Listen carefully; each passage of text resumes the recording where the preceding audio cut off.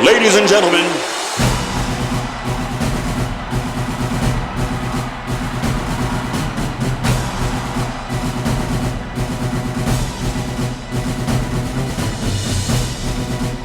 lightweight champion of the world, He's hailed as the best pound-for-pound professional boxer in the world today. the fighting pride of the Philippines, And he has an entire nation in his corner. The people are united, praying for his victory. Go Manny! Go Manny! Knockout Rattle!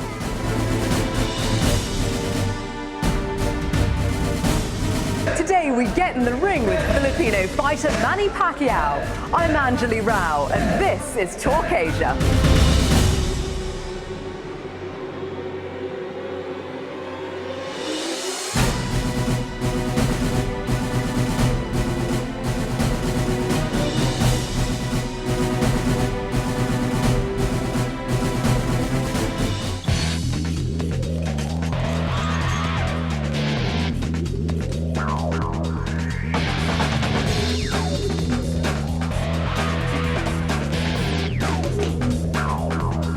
Manny Pacquiao is training for a fight that's being billed as a battle of East versus West. A dream matchup against Britain's Ricky Hatton in Las Vegas. But the Sin City and the multi-million-dollar payday for Pacquiao is a far cry from his roots in the southern Philippines, where he's a national hero. Good luck, Manny. We pray for you. We'll take you to General Santos City a bit later. But first, we catch up with Pacquiao in Los Angeles, days before the much-anticipated bout. Manny, it's fantastic to have you on the show with us today. Now, your fight with Ricky Hatton is being billed as the Battle of East versus West, and it's been called the Match of the Year. How are you feeling in the lead up to it?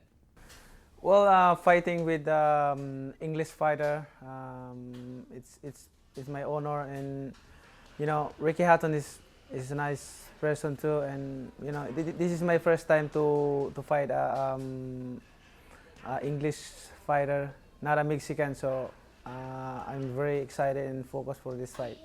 Your trainer and his trainer apparently can't bear each other, and they've been, talking trash about who's going to beat who in what round. What do you think's going to happen at the fight? Ricky and I, we don't care what they're talking trash or our trainer, but we care our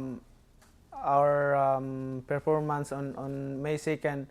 We trying to do our best to make a good fight, to give a good fight, and to make people happy. It's been said that you stand to make about $20 million from this fight alone. That's quite a lot of money. Did you ever imagine that one day you would be commanding such huge sums of cash? I mean, I never think that before. I think it's a gift from God. What do you do with that amount of money? Of course, I save it and for the future of my family. Now, the deal to fight Hatton nearly fell apart over the issue of money, and his promoter accused you of behaving like a spoilt child because you didn't want to accept a 50-50 cut. Why do you think that you deserve more than him? Well, I think I deserve what I have, what is my percentage right now, and I mean, everybody knows, and we agree each other. Even Hatton, he agree, and my team is agree. So there's no problem about that.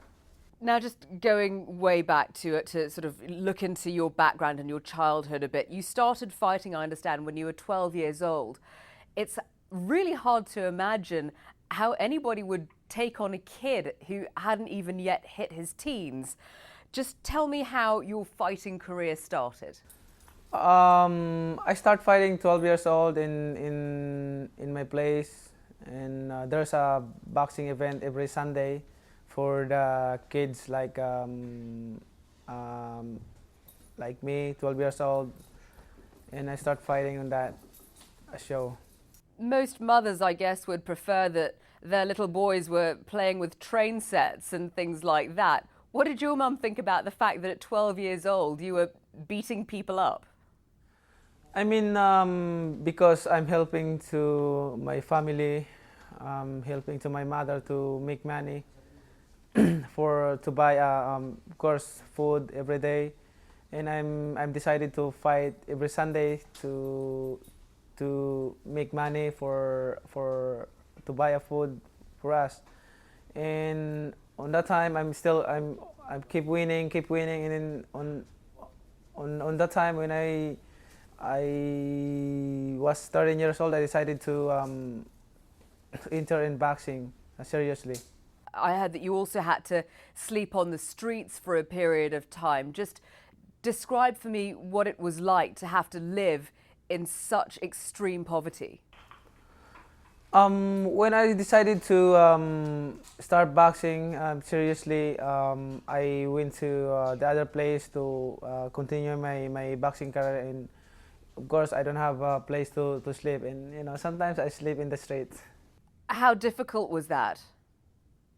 Well, I mean, I'm very thankful for that because I had experience to sleep in the street, and I know what they feel, the people who sleep in the street. And I mean,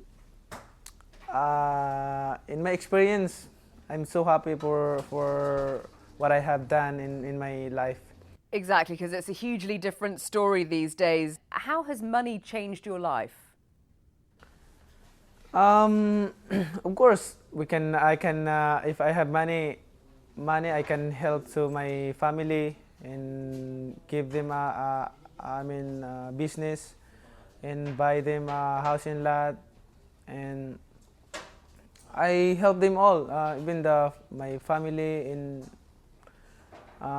especially my brothers and sisters.